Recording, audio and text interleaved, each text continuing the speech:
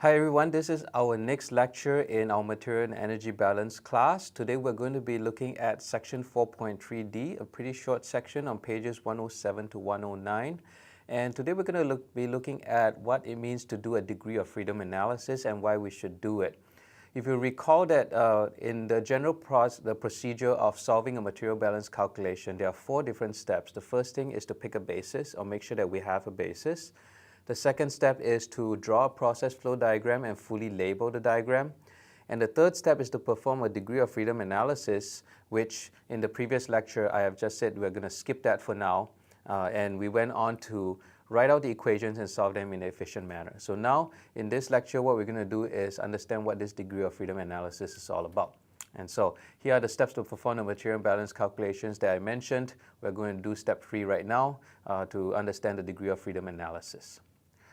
So what a degree of freedom analysis does is it tells us if we have enough information to solve the problem fully.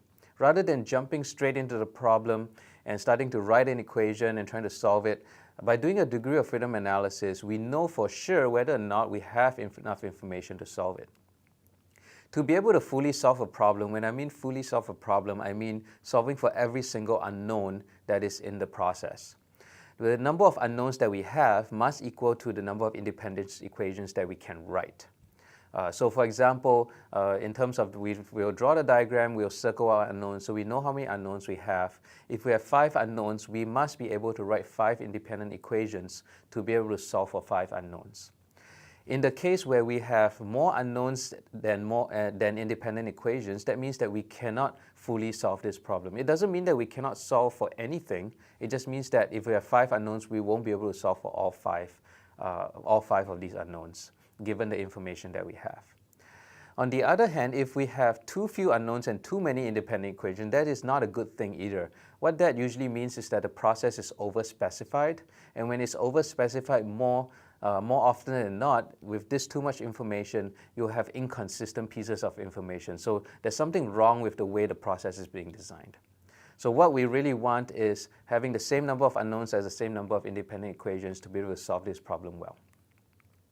So what are these sources of independent equations? We said that we want the number of unknowns to be equal to the number of independent equations, or at least that will enable us to solve the problem. We know how to figure out the number of unknowns based on drawing the diagram and circling the unknowns that we have. The sources of independent equations that we have, the first one is something we have already covered in the previous lecture. These are our material balances. And we mentioned that the number of material balances we can write is equal to the number of species that we have. So if we have 5 different species, we can write 5 independent equations. Recall that it's not that we can just write 5 equations for each species. We can also write an overall balance, so there's 6 equations we can write, but out of these 6, only 5 of them are independent. So you can use any 5 of these 6 equations to solve for your unknowns. So that's the first one that we have already covered. The next one is energy balances, and we are not going to do energy balances till towards the end of this class, where we actually get to energy balances in chapter 7, so we'll see more of this later. The next one we're going to see is process specifications. So these are specifications related to the process itself that allows us to relate one of our variables to another. And usually one of these variables has to be one of our unknowns. So for example, a process specification might tell you that 30% of a particular species that was fed into this unit comes out in a particular stream, in a vapor stream in this case. The next independent source of independent equation we have is physical properties and laws. This is again something that we have dealt with. We might not have necessarily called it this way. Any physical property or law would be an example would be converting between volume and mass and moles. So we saw that earlier in this class, where we are able to convert between volume and mass using a density, or mass to moles using molecular weight. So those are physical laws. If we need to convert them, we can do so, and we can count them as an equation. We will eventually look at more complicated laws, where we talk about vapor-liquid equilibrium, the ideal gas law back in chapters 5 and 6, and we'll see more of this physical laws in play in those later chapters. The next source of independent equations is also something that we have used and we have not necessarily called it that yet. It's known as a physical constraint. If we label any stream in terms of mass fractions or mole fractions, the sum of all the mass fractions and sum of all the mole fractions has to be equal to 1. So that gives us one additional equation we can use. And the last one is stoichiometric relations. When we have reactions going on based on the chemical reaction equation, we can actually develop one more independent equation. For now, in Chapter 4, as we are still starting out, we are not going to deal with reactions, but eventually we will add reactions to our problems, and that's where we're going to see how we're going to write these sources of independent equations from the reactions itself. So to just do an example of a degree of freedom, let's go right into an example problem. This is example 4.3-4 from the textbook on page 108. In this question, you have a stream of humid air that enters a condenser. So what happens in this condenser is that some of the moisture or the water vapor is going to be condensed, and it says that 95% of the water vapor in the air is condensed. We are given the flow rate of the condensate, so how much water vapor has condensed. So the liquid leaving the condenser is found to be 225 liters per hour. The dry air is taken to contain 21% oxygen and the balance nitrogen. So we have this stream of humid air. Humid air comprises of dry air and water vapor. In this dry air, you have 21% oxygen, 79% nitrogen. So what we want to do is calculate the flow rate of the gas stream leaving the condenser and the mole fractions of the oxygen, nitrogen, and water in this gas stream. So the first step, going through the general procedure of solving material balance calculations, is to pick a basis.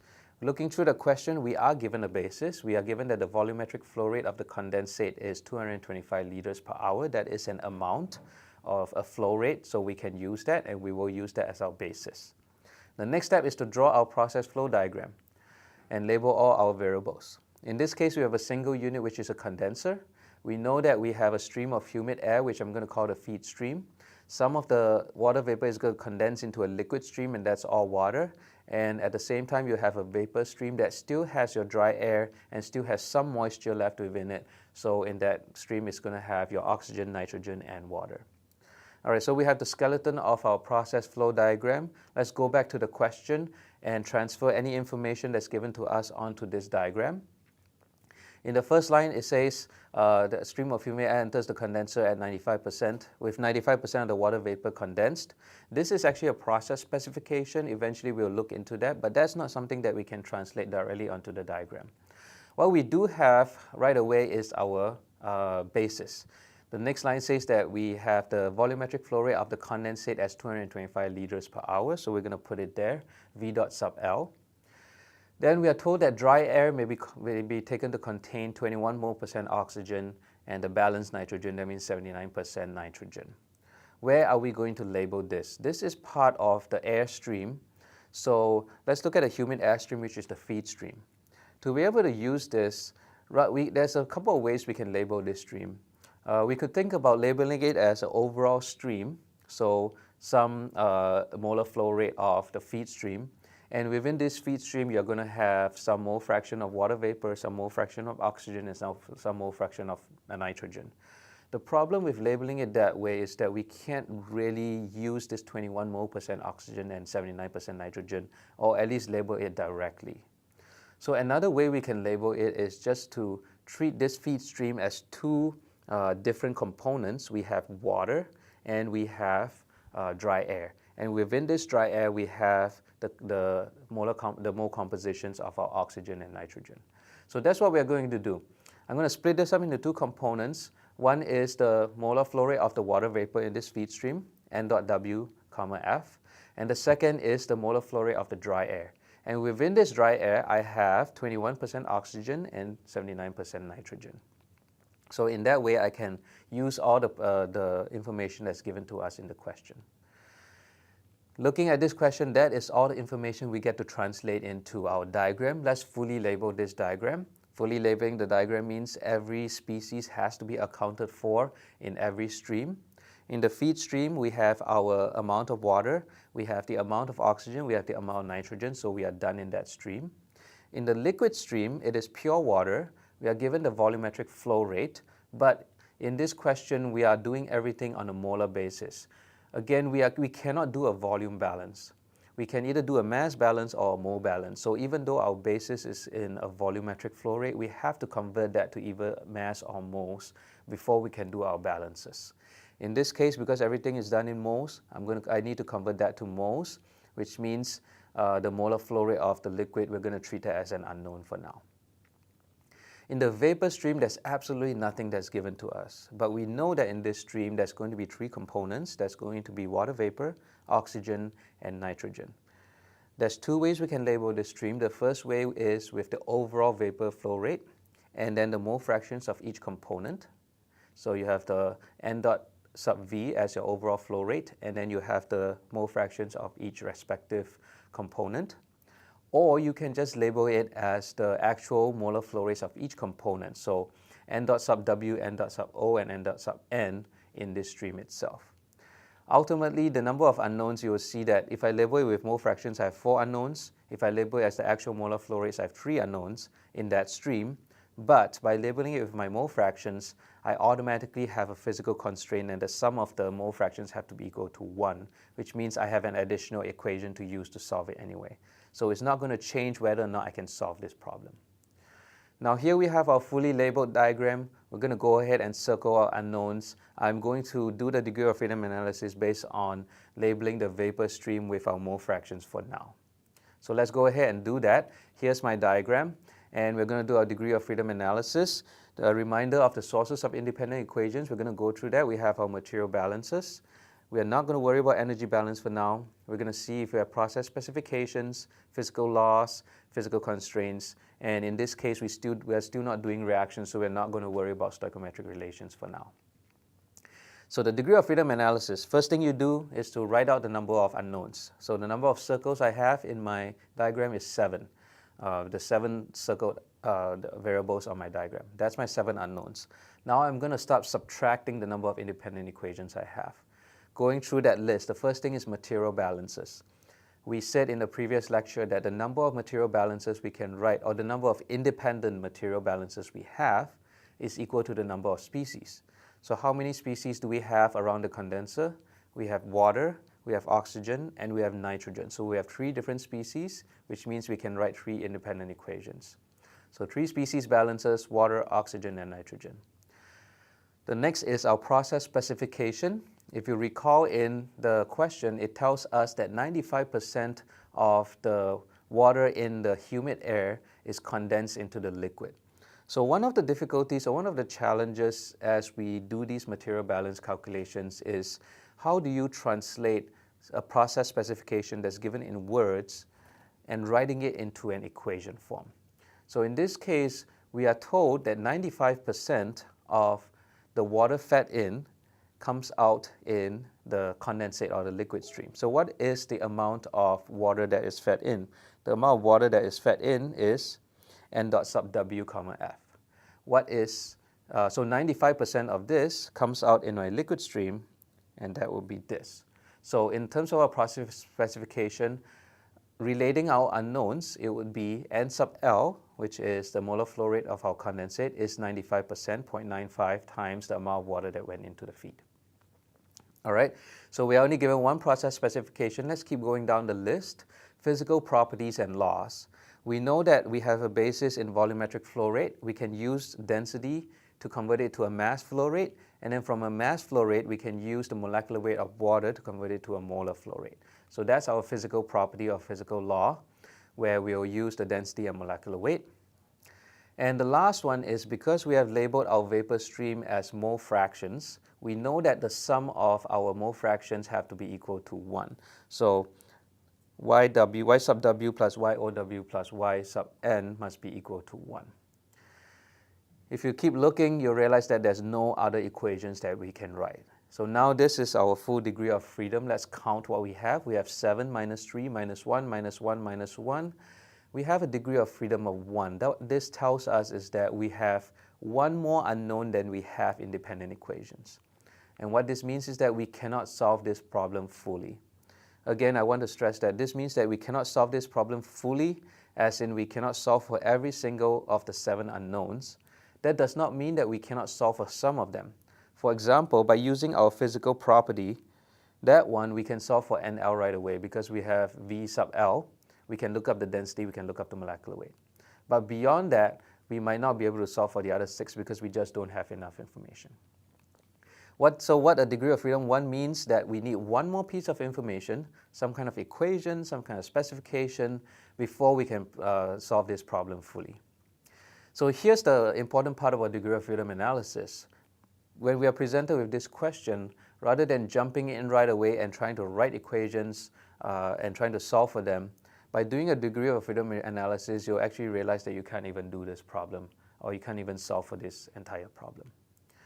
So let's extend this problem a little. For example, if we are given that the humid air now contains 10 mole% of water, so we're given one more piece of specification, which means that now our DOF is going to be 0. Let's look at our diagram again. This is our old diagram. And again, the challenge here is how are we going to write this new piece of information in terms of an equation that relates our variables that has been drawn on our diagram. How do we write this specification in terms of our variables? We know that humid air contains 10 mole% water. So what is the definition of mole fraction in that humid air? So the mole fraction of water in the feed stream is the molar flow rate of water divided by the total molar flow rate of the entire stream. So this is how we would translate that piece of information into an equation that will relate 2 of our unknowns together. And with this piece of information, with this equation, we should be able to solve for all 7 unknowns. Alternatively, we can actually relabel the feed stream. And this is actually the easier way to do it. The equation that we wrote down here is not easy to try to use to solve simultaneously with other equations. It can be done and you end up with the same answer. But the other way you could do is relabeling the feed stream. Now, instead of treating it as a separate stream of water and a separate stream of dry air, we can relabel it and just treat it as an overall feed stream with 3 different components. Because in that case, with an overall feed stream, we are told right away that 10% is water, so the mole fraction of water in that stream is 0.1. The remaining is oxygen and nitrogen. We know that out of this 90% that's remaining, 21% is oxygen and 79% is nitrogen. So the mole fraction of oxygen in this overall stream will be 21% of the remaining 90%. So 0.9 times 0.21. And 0.9 times 0.79 would be our mole fraction of nitrogen. So now what you see by relabeling it is that now we are down to 6 unknowns. We have 1 in the feed, 4 in the vapor, and 1 in the liquid. We have still the same 6 equations that we listed in our degree of freedom. We should be able to solve this problem. So now we have only 6 unknowns, and here here's the new degree of freedom. We have the 6 unknowns, and we have the same 6 equations that we have listed. Now we know that we can solve this problem. Let's go ahead and start to write out these 6 equations and solve them in an efficient manner. This is where we are looking through these 6 equations. We know that these 6 unknowns are going to be solved using these 6 equations. Can we, in a way, write one equation, solve for one unknown, that will give us another equation that will have just one unknown and we can solve for that one? Occasionally you can't do that and you're going to have to solve simultaneously, but what is the best way to write them out in an orderly fashion to solve them in the most efficient manner? This requires some practice. As you're looking through these 6 equations, think about what you can solve first. If you are unable to figure it out, just write out all 6 of these equations on a piece of paper, circle the unknowns, and then look through this list of equations and see which one only has one unknown and solve that first. And from there, you can start to rearrange your equations to figure out which one should go first. So in this case, what we're going to do is, like I mentioned with the physical property, when you look up the density, you look up the molecular weight, you can solve for the molar flow rate of the liquid right away. So that's the first one you want to look for. Once you have the molar flow rate of the liquid, you'll realize that we can go to a process specification, because now that we have NL, this is solved for, we know the mole fraction of water, so we are down to one unknown, which is our NF. And so from there, we can actually get our NF. Looking at the degree of freedom, we have cleared our process specification, we have cleared our physical property. The only 4 equations left are our balances, 3 balances, and our physical constraint. In general, you're not going to use your physical constraint until towards the end. So all we are left with is our material balances. Let's do an overall balance. We already know NF, we already know NL. With our material balance, the only unknown left is our NV, so we can get our NV right away. After the overall balance, we can write two more balances. Out of water, oxygen, and nitrogen, we can choose any two of them to write a balance on. So I'm going to do a water balance. The water coming in is YW times NF. That's coming in. In terms of coming out, we have NL right here, that's water. And then we have the product of YWV times NV. So with that, in terms of the unknown, you realize that we only have one unknown left, which is our mole fraction of water. Do the same in this case. I'm going to pick oxygen. You could pick nitrogen as well. From here, you realize the only unknown I have left is the mole fraction of oxygen in the vapor, so we can get that. Now we have used up our three species balances. We are left with our physical constraint. We will use our physical constraint to find our remaining unknown, which is the mole fraction of nitrogen. So that is the efficient way to solve this problem. Each equation gives us one unknown. Again, not every question is going to allow you to do that. At some point, sometimes you might have to write out 4 or 5 equations and solve them simultaneously, and that is definitely a possibility. All right, so let's go back to the starting where we said that we labeled our vapor stream with the overall flow rate and our mole fraction. So what happens if we had labeled it in terms of actual moles? So the molar flow rate of water, molar flow rate of oxygen, molar flow rate of nitrogen. How does that change our degree of freedom? We don't have 6 unknowns. In this case, we only have 5. So there's 5 circles on there. We only have 5 unknowns. Some of these are going to be different, so they're not going to be exactly the same.